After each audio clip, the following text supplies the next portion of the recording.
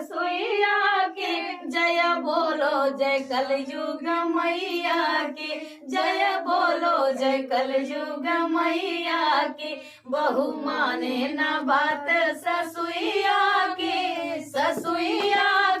जय बोलो जय कलयुग मैया के जय बोलो जय कलयुग मैया के कई के फैशन मटा के चाले कई के फैशन मटा के चाले बात न माने जेठनिया के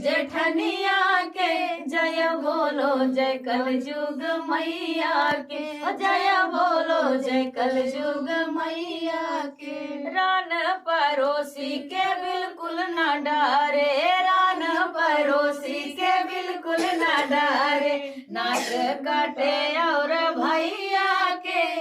नाक काटे पापा भैया के अरे भैया के जय बोलो जय कलयुग मैया के जय बोलो जय कलयुग मैया के बैठे बैठे घर में हुकुम चलावे बैठे बैठे घर में हुकुम चलावे पूरा परिवार के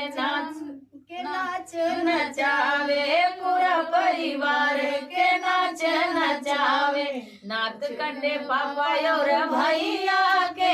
अरे भैया के जय बोलो जय कलयुग मैया के जय बोलो जय कलयुग मैया के। सास बहू के ऊपर गीत था जो कलयुगी बहू है आजकल के